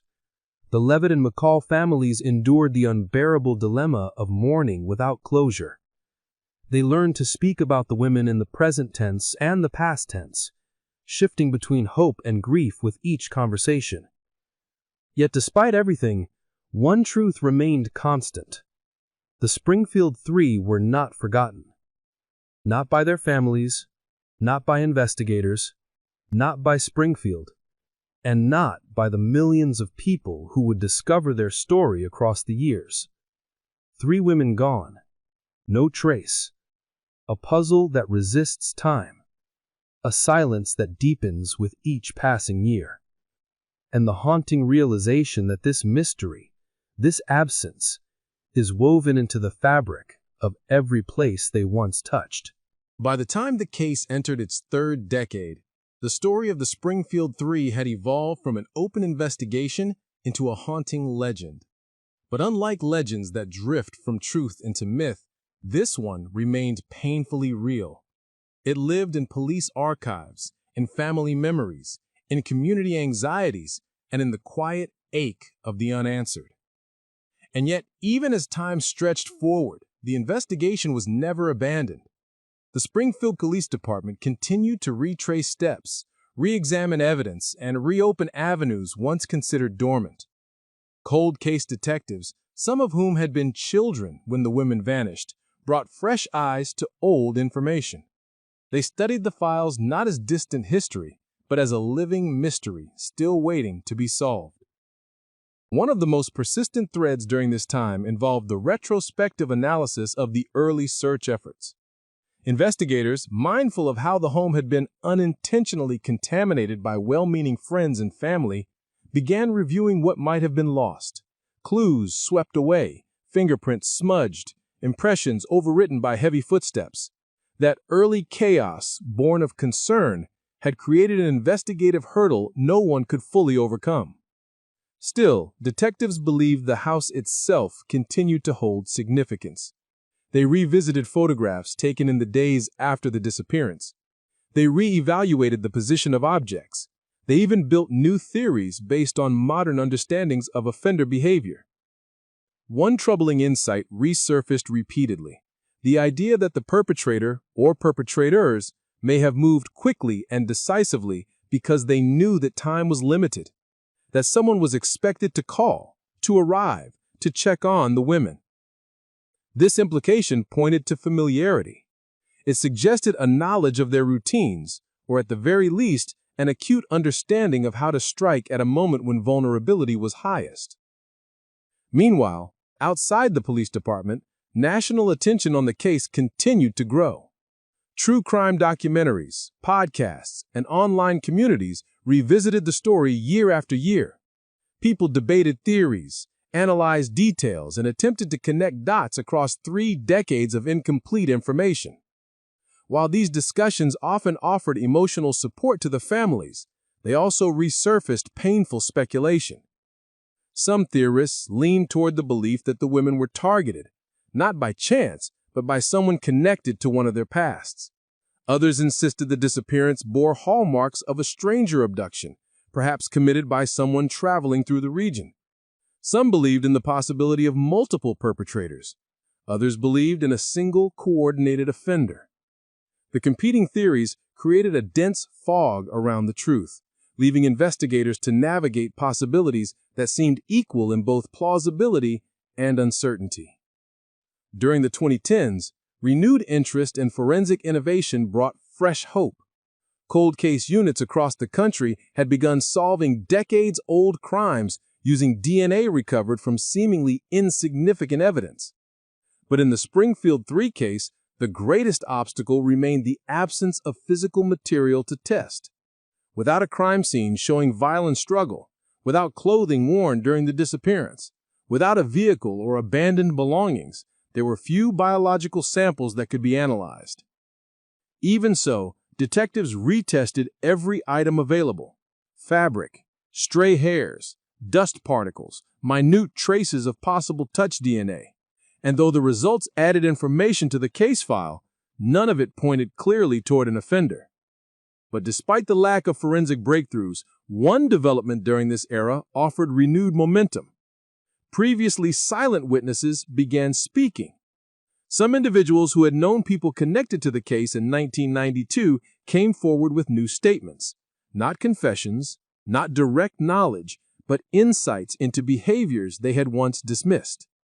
Some recalled unusual comments that, at the time, didn't seem meaningful. Others remembered conversations that felt unsettling in hindsight. Investigators listened carefully, weighing each statement. None of the new information yielded a breakthrough, but it added depth to the psychological landscape surrounding potential suspects. It emphasized that even after decades, the case still lived in the memories of people who had once been close to the women or close to those who had been considered persons of interest. Around this time, another long-standing theory resurfaced, that the women were taken by someone using deception, perhaps posing as a figure of authority, or claiming an urgent situation that required immediate compliance. While no witnesses on the street recalled a police vehicle or emergency lights, the theory gained traction because of the unsettling way trust can be exploited in moments of confusion or vulnerability. Investigators also revisited individuals who had shown unusual interest in the case over the years. Occasionally, offenders insert themselves into investigations, offering false tips or contacting families repeatedly. While law enforcement identified several people who fit this behavioral pattern, none proved to be directly involved. Nonetheless, the psychological profile of such individuals remained a point of analysis. Meanwhile, the families continued their advocacy with undiminished strength. They attended remembrance events, spoke at missing persons conferences, and supported others enduring similar tragedies. Their grace and resilience inspired communities far beyond Missouri. Yet their lives remained shaped by the shadow of June 7, 1992. For Janice McCall, milestones became reminders. Holidays without Stacy, birthdays that remained frozen in memory, the painful contrast between the passage of years and the permanence of loss. She spoke often about the ache of waking up each day without answers, describing it not as a wound that heals, but as one the heart grows around. For relatives of Sherrill and Suzie, the impact was similarly profound. Sherrill's disappearance was devastating not only because of its suddenness, but because of the impossible questions it left behind. A mother and daughter gone together, without warning, without conflict, without explanation. True crime enthusiasts often speak of cases that never let go, and for many, the Springfield 3 remain precisely that. But for those who loved these women, the phrase isn't a stylistic flourish. It is the shape of their lives. In Springfield, the physical landscape changed. Businesses closed and opened. Neighborhoods shifted. Streets evolved. But whispers of the case continued to surface in conversations between longtime residents, in classrooms where local history touched on the mystery, in the ways parents reassured themselves that such a thing could never happen again, even though it already had. The Levitt home, long since occupied by new residents, became one of the city's most quiet landmarks, a house with no visible scars, yet one that carried the weight of a tragedy so profound that it seemed almost impossible to have unfolded within such a small, ordinary structure. And through all of this, one fact persisted. The disappearance of the Springfield 3 is not simply an unsolved crime. It is an unresolved grief, a lingering question, a story suspended in time where every detail is frozen in the moment before everything changed. And as investigators continued their work, they held on to one unwavering hope, that time, science, or conscience would finally reveal the truth. Because even decades after that night, the case remained open. The search continued. And someone, somewhere, knew what happened.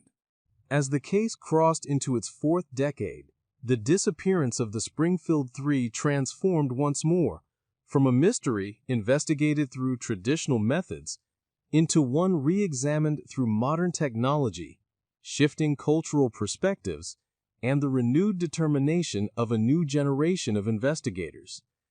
And with each passing year, the gap between 1992 and the present grew wider, not just in time, but in the evolution of investigative tools. What once felt impossible now seemed, at times, within reach. Advances in forensic science, digital archiving, and geospatial analysis opened doors that weren't available when the women first vanished. This period marked a new chapter, not a reawakening of the case, but a reimagining of how the case could be understood. Detectives, both retired and active, returned to the files with a renewed sense of purpose. They no longer saw cold case work as a footnote to active investigations, but as a critical arena in its own right, one that demanded both patience and innovation. The Springfield 3 was often cited in training sessions, a case that lived at the intersection of possibility and limitation. And yet, even as new technologies emerged, the core challenge remained unchanged: the absence of a crime scene. Still, investigators pressed forward. One area of renewed focus was geographic profiling, a method that uses data and behavioral analysis to map probable areas of offender activity. Specialists studied the location of the Levitt home, the surrounding neighborhoods, the routes in and out of the city, and the possible disposal sites that would have been accessible under cover of darkness. Using this approach, analysts identified several regions outside Springfield that fit the profile of concealed crime scenes, typical of abductions. These areas, remote stretches of land, lightly trafficked roads, and dense woods, were mapped with modern precision. Some were searched again. Others remained inaccessible due to private ownership or environmental changes. But the analysis provided something the case had long lacked: new direction. Another area of advancement involved digital reconstruction. Technicians were able to recreate the interior of the Levitt home using photographs, measurements, and archival material, allowing investigators to explore the layout virtually, room to room, object to object. This reconstruction helped clarify line-of-sight issues, access points, and the flow of movement through the house. What remained striking even decades later was how normal everything appeared. No overturned furniture, no forced entry, no scattered belongings, no disruption. The digital rendering only reinforced the profound strangeness of the scene, a house that looked paused, not invaded. Around this time, investigators also revisited the infamous broken porch light globe. Advances in materials analysis suggested potential ways to examine residue, fracture patterns, and microshards left behind. But because the glass had been swept away in the early hours of June 7th, nothing could be recovered. The moment, and any forensic insight it might have offered, was lost forever. Still, even the absence of evidence told a story. The broken globe remained one of the most perplexing elements of the case, a detail that felt deliberate, yet offered no clear meaning. It could have been incidental. It could have been staged. It could have been the first indicator that something was wrong. Or, it could have been nothing at all. Investigators continued to scrutinize every name associated with the case, especially those considered persons of interest in earlier years. Some were re-interviewed. Others had passed away. Files once thought complete were reopened with new questions. Behavioral analysts reviewed statements for inconsistencies, evasiveness, or linguistic markers associated with deception. Patterns emerged, not enough to identify a perpetrator, but enough to shape hypotheses about the kind of individual who might have committed the crime. One of the most prominent theories pointed to a perpetrator with experience in coercion, someone who understood how to control individuals quickly and without struggle. Another theory suggested the offender may have been comfortable in silence, operating without panic or hesitation. This idea aligned with the peculiar calm of the crime scene. Another intriguing theory resurfaced as well: that the abduction may have occurred outside the home. If the women stepped out onto the porch to investigate the broken light or respond to a noise, they could have been confronted before they had time to react. This hypothesis accounted for the absence of evidence inside the home and the quietness of the disappearance. But again, without eyewitnesses or physical proof, the theory remained unconfirmed. During this decade, something else began to shift: public attitudes toward cold cases. Shows, documentaries, and podcasts focused attention on long unsolved mysteries, creating pressure, awareness, and renewed interest. For the Springfield Three, this wave of cultural attention led to a surge in new calls, emails, and messages. Some were heartfelt, memories long suppressed, details forgotten until a documentary stirred them back into consciousness. Others were speculative, theories drawn from incomplete information. But among them were a few that investigators found worthy of cautious interest. Leads that had gone unnoticed in earlier decades. Comments made by individuals who, at the time, were too young to understand their significance. Stories that had circulated quietly among acquaintances, resurfacing as adults reconsidered the past. Investigators followed each one, as they always had, and though none produced the breakthrough they sought, each added texture to the understanding of the case, a mosaic slowly forming from thousands of fragments.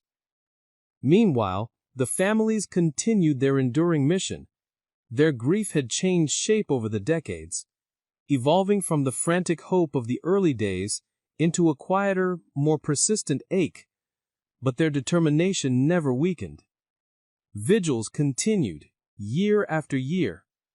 Fundraisers were held to support missing persons organizations.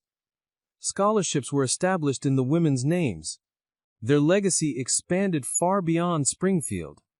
At one annual vigil, a speaker referenced the show's earlier humorous slip, the infamous 20 decades instead of 2 remark from another case that had become a lighthearted point of connection for listeners.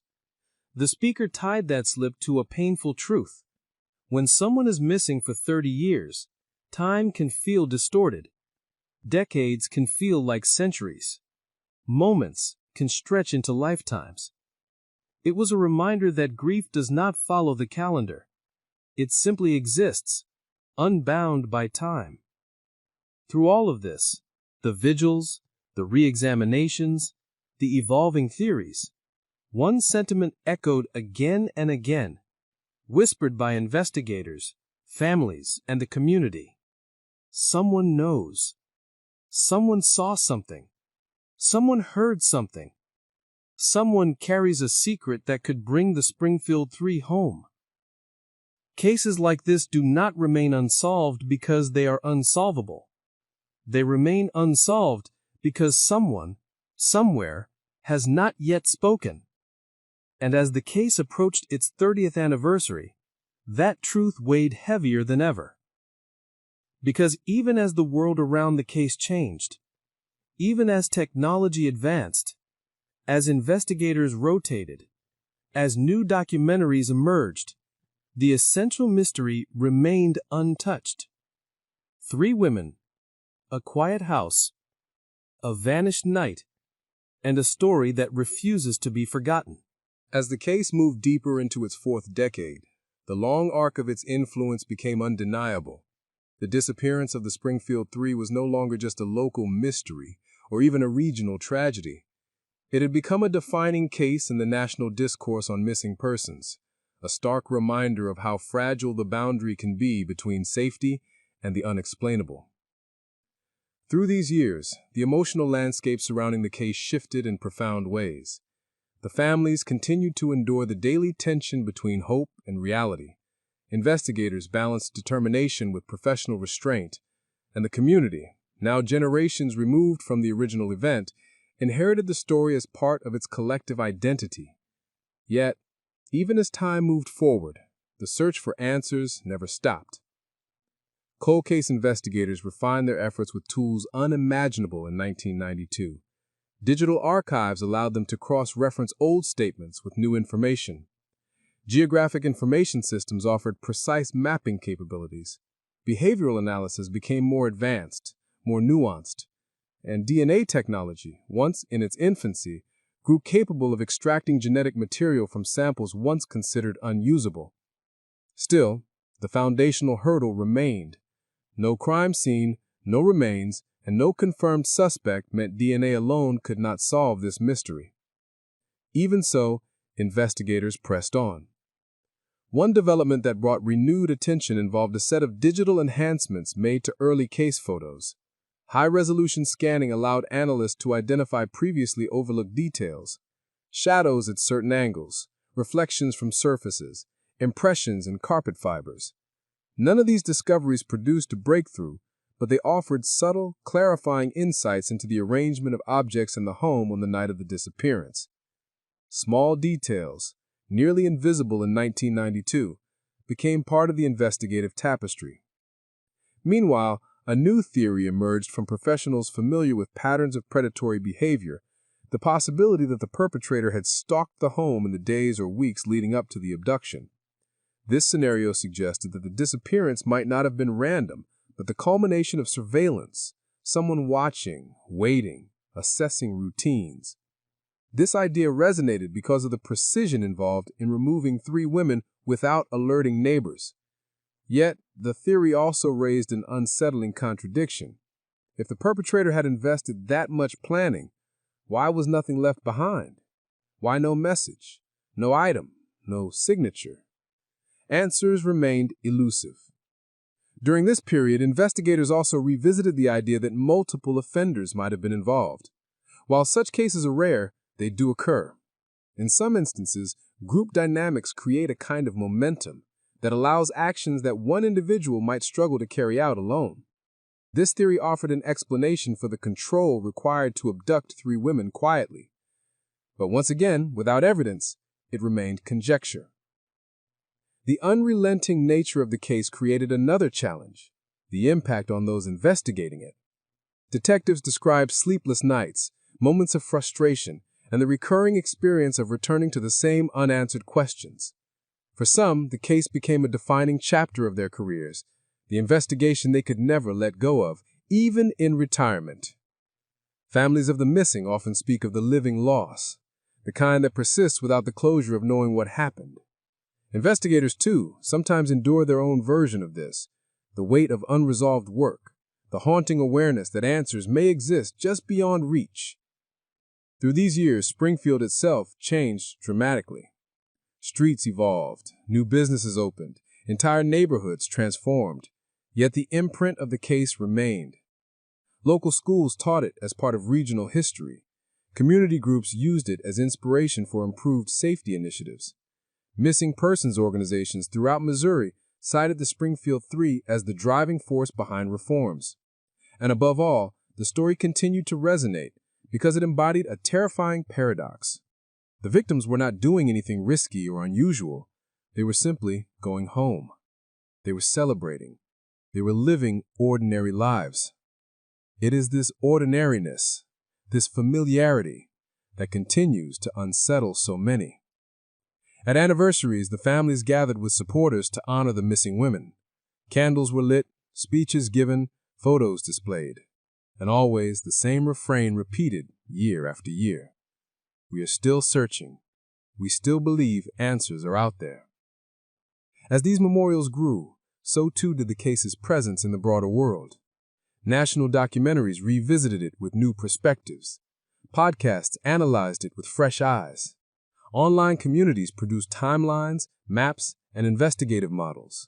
Some of these efforts were thoughtful and responsible. Others drifted into speculation.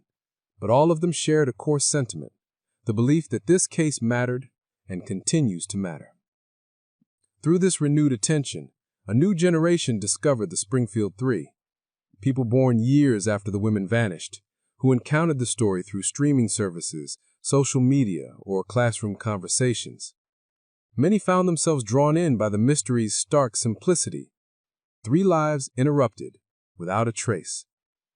Some of these newly inspired advocates joined missing persons groups, volunteers for searches, or organizations pushing for forensic advancements. Others contacted the Springfield Police Department with observations, questions, or information they hoped might help. And still, the central questions remained unchanged. Why this house? Why this night? Why these women? And above all, how had the perpetrator vanished so completely? As investigators pressed deeper into the evolving theories, they also confronted a painful truth. Time can erode leads, but it can also reveal hidden truths. People talk. Consciences shift. Secrets weigh heavier with age. In many cold cases, the breakthrough comes not from evidence, but from confession. A conversation overheard, a deathbed admission, or a slip of the tongue years after the fact.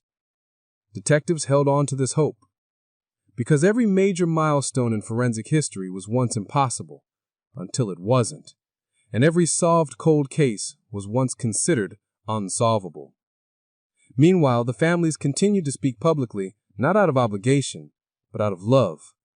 Their voices carried the emotional truth behind the investigation, that these were not just names on a flyer or statistics in an archive. They were real women with real lives. Sherrill, the dedicated mother and skilled professional. Suzie, the independent young woman with a bright future. Stacy, the compassionate friend with gentle dreams. 3 lives with hopes and plans. 3 voices silenced.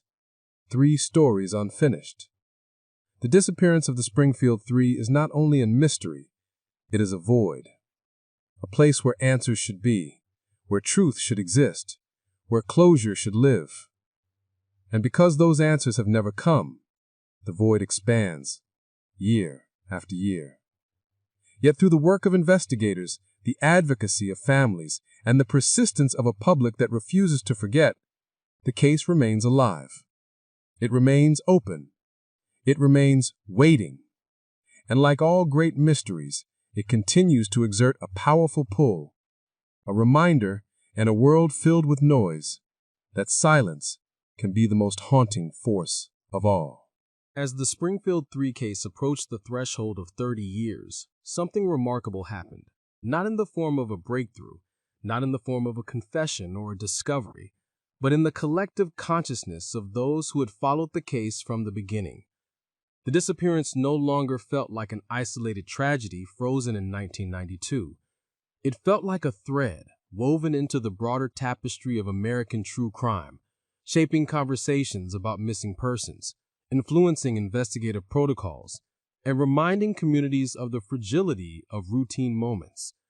This was the point where the legacy of the case, its impact, its lessons, its warnings, began to crystallize. Investigators often say that time can be both an enemy and an ally. It erodes memories, it scatters witnesses, it silences those who once spoke confidently. But time also changes perspective. It allows for reflection, reevaluation, and sometimes revelation. In the case of the Springfield 3, time had not delivered answers, but it had delivered meaning. Over the decades, experts in criminology, forensic psychology, and law enforcement began referencing the case in their work. Conferences analyzed it as an example of rapid abduction.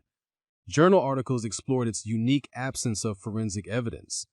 Students studying criminal justice examined the investigation for insights into coordination, community response, and investigative limitations in a pre-digital era.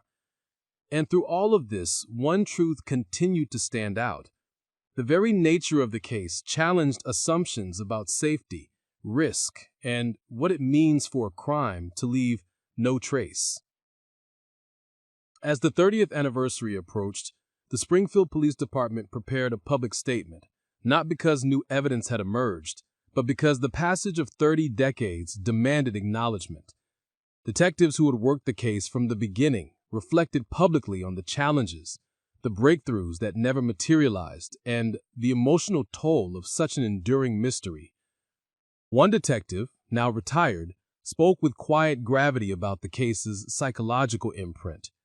He described how certain moments, walking into the Levitt home, reviewing photographs, hearing family members plead for answers, had stayed with them in ways neither time nor retirement could erase.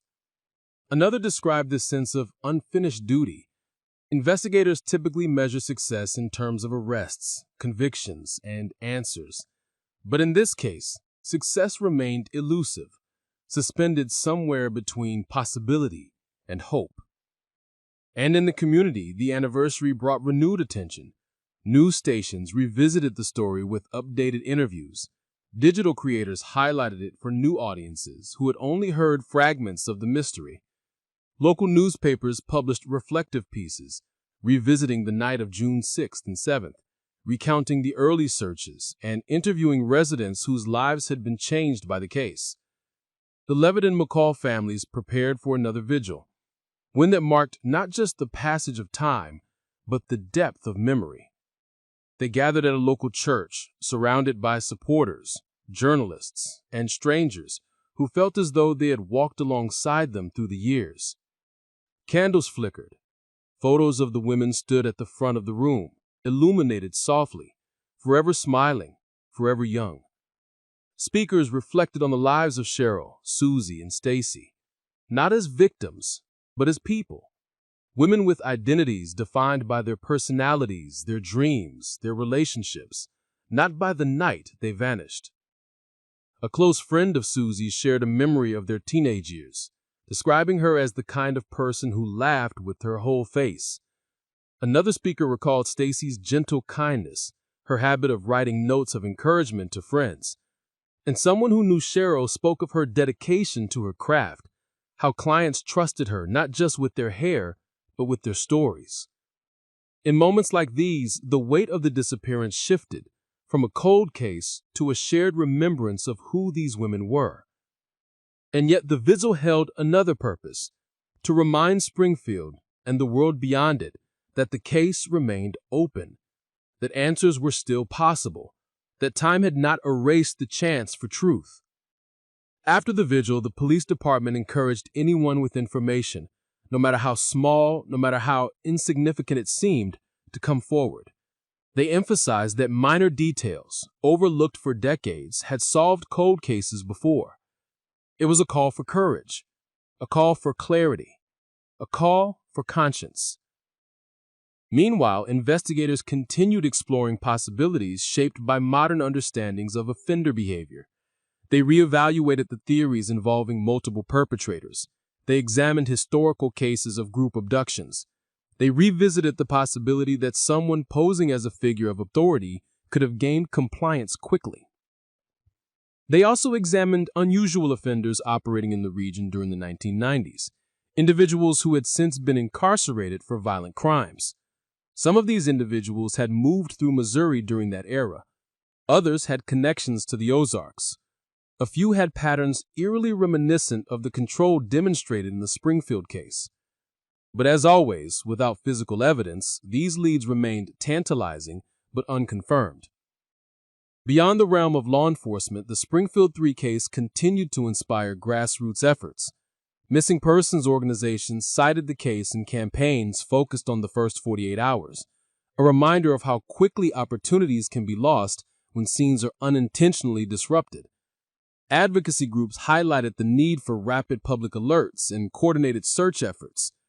Families of other missing persons found comfort in shared experience, reaching out to the Levitts and McCalls to offer support. In time, the case took on a broader cultural meaning, a symbol of how communities respond to crisis, of how families weather the storm of uncertainty, and of how mysteries, when left unresolved, can shape public consciousness for generations. Perhaps most haunting of all was the way the ordinary nature of the night continued to resonate. 3 women, a modest home, a quiet street, a familiar routine. Nothing extraordinary, nothing risky, just life. Then an absence.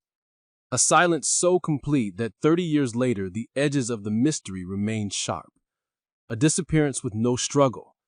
A house with no answers. A city forever changed. And through all of this, investigators, families, and supporters continued to repeat the same unwavering belief. Someone knows what happened. Someone remembers something. Someone out there carries the truth. A truth that could finally bring closure to a case that has haunted not just Springfield, but all who encounter it.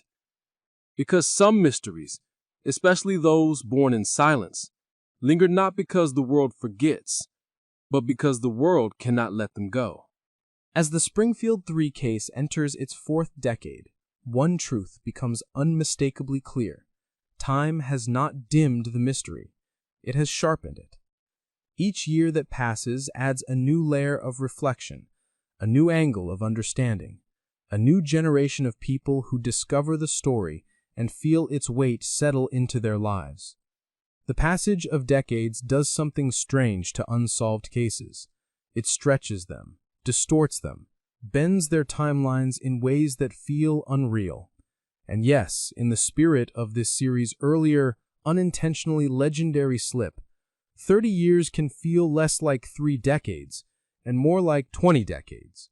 Because for the families, for the investigators, for the community, that's what living without answers feels like.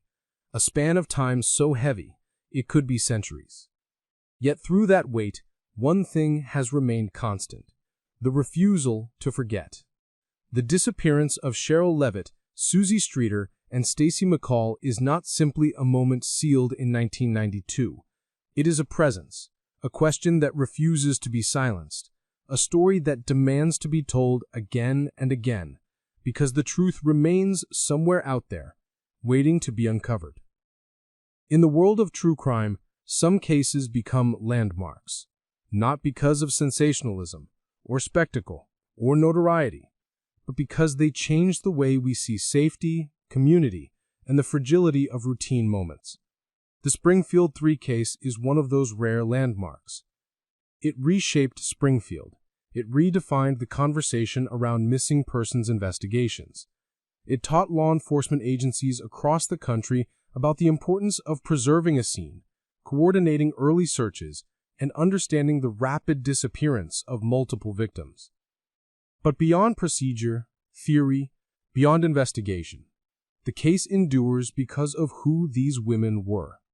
Sherrill Levitt, a dedicated mother, a talented hairstylist, a woman who built a quiet life defined by care and responsibility. Suzie Streeter, vibrant, independent, funny, resilient, a young woman stepping confidently into adulthood. Stacy McCall, gentle, thoughtful, considerate, a teenager with her whole life before her, dreams she never had the chance to pursue. They were real people, and the loss of them, the absence they left behind, continues to echo in the lives of those who knew them, loved them, and still wait for answers. In the end, perhaps that is why their story remains so powerful, not because of the mystery, but because of the humanity woven through it. The way their families continue to speak their names, the way anniversaries still draw crowds, the way strangers, decades later, continue to search for clues in the margins of their story. Cases like this do not fade. They do not release their hold. They remain, suspended in time, haunting in their unanswered questions and heartbreaking in their unfinished narratives.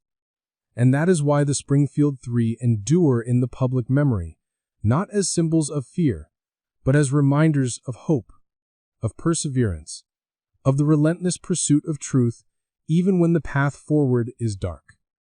Because somewhere, someone knows what happened. Somewhere, someone carries the key that unlocks the silence. And until that moment arrives, this story remains alive. Some mysteries are unforgettable because they never let go. Share the story. Keep their names alive because someone out there knows the truth. And together, we may be the ones who finally bring the Springfield 3 home.